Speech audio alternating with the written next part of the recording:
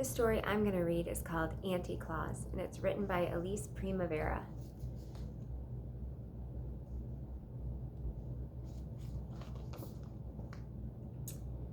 The Kringle family lived high atop the luxurious Bing Cherry Hotel in New York City, and they loved Christmas.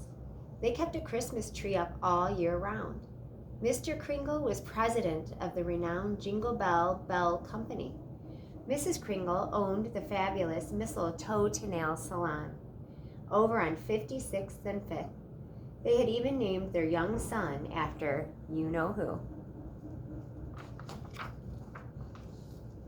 Sophie and her little brother had everything. But if you asked, was it enough? No, they would say. Was it enough to have their own private soda fountain? No. They would shake their heads back and forth. Or clothes and books galore? No, no, no, they would scream. It had been suggested by their great aunt, Auntie Claus, that maybe Sophie and her little brother were given too many presents. You could never have too many presents, sniffed Sophie. That's my motto. Yes, everyone in the Kringle family loved Christmas, but no one loved it more than Auntie Claus. Auntie Claus lived at the Bing as well, penthouse, 25C. Every afternoon, Sophie was summoned there for tea. Each day, Auntie Claus would instruct Sophie on a different topic. One day, it might be Christmas trees. Always pick a nice full one, darling, with springy needles. Another day, decorating. You must drape the garland, darling, one strand at a time. You must never throw it on. After they finished tea, Auntie Claus would close with these words of wisdom. And darling, always remember my first and final rule. Whether it's birthdays, Christmas, or Halloween, it is far better to give than it is to receive. Sophie wondered about her great aunt a lot. She's so mysterioso, Sophie thought, and this was true. There were many strange goings-on up in penthouse 25C. Most people considered Auntie Claus just another eccentric New Yorker, but Sophie knew that there was more to her than met the eye. For instance, what was that diamond key that always hung from a silver ribbon around her neck?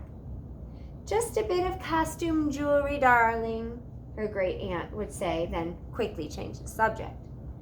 Why did Auntie Claus leave every night right after Halloween and not return until Valentine's Day?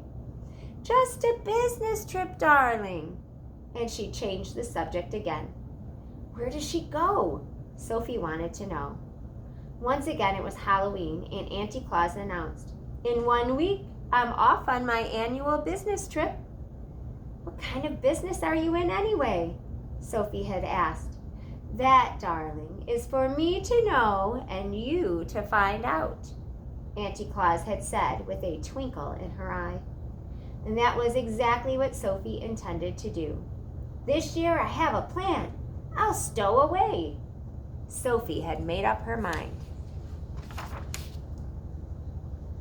As she was leaving, Sophie said, I'm going on a business trip with Auntie Claus.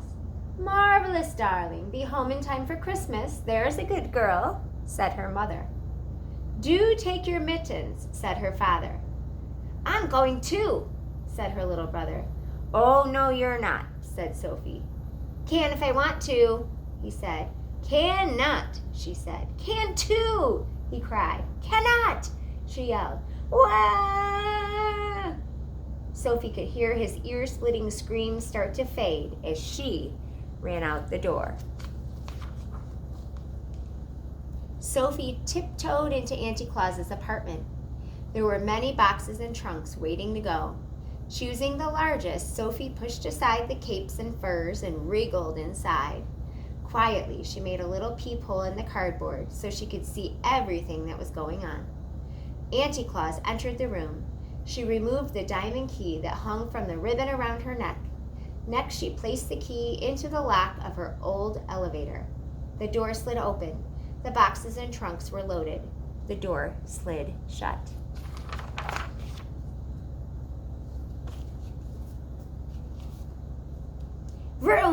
elevator shot up in the air and out into space. They were going up, up, up. Minutes, an hour passed, and still they were going up. Sophie could feel it getting colder and colder. From her peephole, she could see stars zipping by. Or was that snow? We can't possibly be in New York any longer, she thought.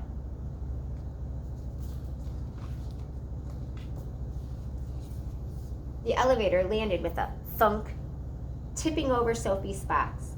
She could no longer see, but she thought she heard cheers. The sound soon faded until all became completely silent. Thinking it safe, she climbed out of the box. "Where am I?" Sophie whispered. "You must be the new elf," the little man said. "That's it," said Sophie. "I'm the new elf. Who are you?" "I'm Mr. Pudding," he said. Oh dear, you're in violation of elf rule number 3. "What do you mean?" Sophie asked indignantly. He pulled a worn green and red book from his pocket. On the cover it read, "Elf Rules and Vital Information."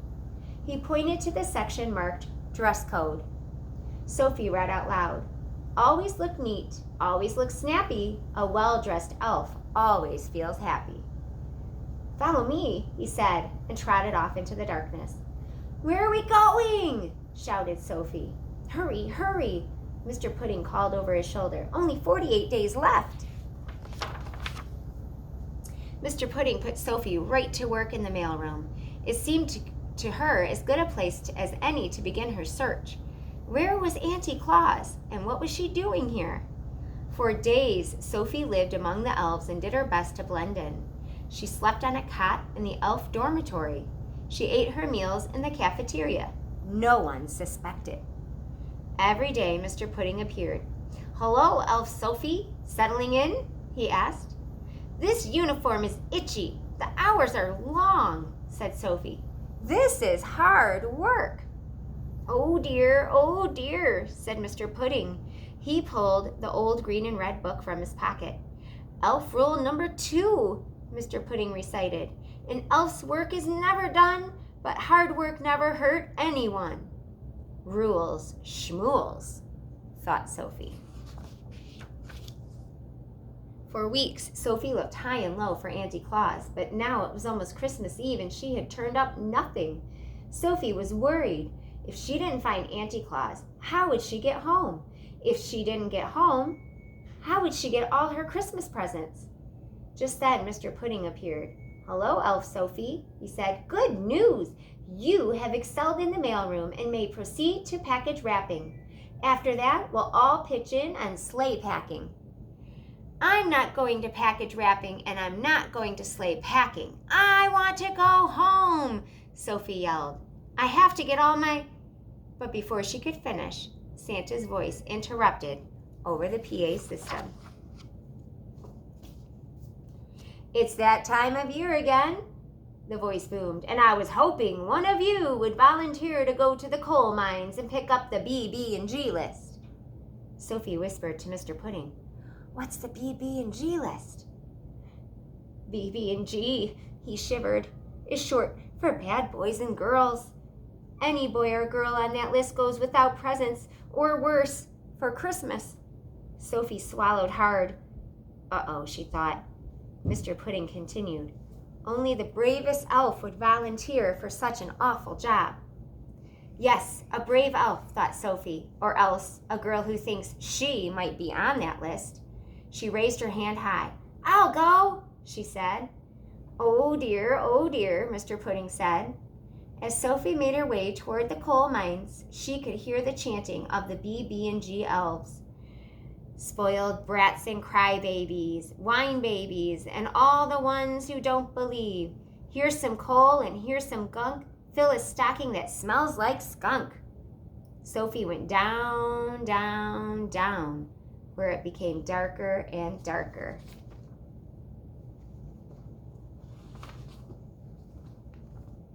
Finally, she reached the very bottom.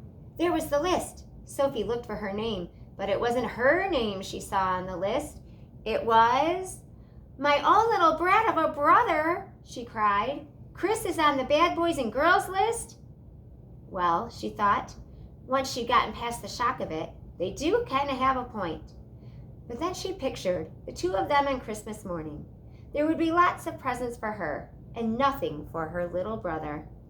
On his favorite day of the year, Chris would find only a stinky stocking filled with coal and gunk. He will be so disappointed. He will be so sad, Sophie said. She quickly erased his name, but now there was a large telltale gap. There was only one thing to do. Sophie took a deep breath and wrote down her own name instead. The ink wasn't even dry on the page when some kind of really strong magic happened. Right before her eyes, the list, the BB&G elves, and the coal mines vanished, and Sophie was whirling around and around, hurling through the air in a blur of Christmas red and green. Was she up? Was she down? Sophie was standing on the stage in the grand ballroom. A clock struck midnight. Santa began to speak. She's always on time. She works harder than anyone I know, including me. Ho, ho, ho. In short, she does things right, and I would be lost without her. Let's have a big round of applause for my sister. The curtain opened. Auntie Claus? Sophie shouted. Auntie Claus! Everyone cheered. Hooray for Auntie Claus! Turning to Sophie, Auntie Claus winked and said, Come along, darling. You must be home in time for Christmas. Sophie was about to climb onto the sleigh when Mr. Pudding appeared. He was waving the green and red book in the air. Oh dear, he cried. Auntie Claus, Sophie can't leave until she knows the first and final rule. See, it says so right here under departing procedures. The reindeer stomped restlessly and shook their heads as if to say, Let's go, let's go. Sophie knows the first and final rule, Mr. Pudding, Auntie Claus said. I do, said Sophie. Yes, you do. Now hop onto the sleigh. There's a good girl. Sophie jumped onto the sleigh as it rose into the sky. Goodbye, goodbye, she called. She could barely hear her aunt's voice over the wind and the snow. I knew you had it in you. Merry Christmas, darling. The sleigh picked up speed. Ho, ho, ho, Santa laughed as the stars whizzed by. Sophie closed her eyes, her face stung with the cold. When Sophie opened her eyes, she could barely believe that she was in her own bed again. She ran down the stairs toward the living room. Please let him get presents, she whispered to herself. Under the tree was her little brother. His cheeks were red, his eyes sparkled, his belly shook with laughter. Merry Christmas, Sophie, he bellowed. Merry Christmas, Chris, Sophie said, with great relief. It was then that she realized, Auntie Claus is right. I do know the first and final rule. She said to herself, it is far better to give than it is to receive. There is something here for you, her mother said, and her father said proudly. They handed Sophie a tiny box with a card. Inside was a diamond key hanging from a red ribbon. It's from Auntie Claus, Sophie said. Where is Auntie Claus anyway? Chris said. On a business trip, darling, Sophie said and smiled mysteriously. Suddenly a thought occurred to Chris. She's never here on Christmas, he said. What kind of business is she in anyway? That is something for me to know and you to find out, Sophie said to her little butterball of a brother. And someday he would. But that was another story. For my dear niece Sophie, you really are a chip off the old block. Love, Auntie Claus. P.S. I'll be expecting you for tea on Valentine's Day, darling. The end.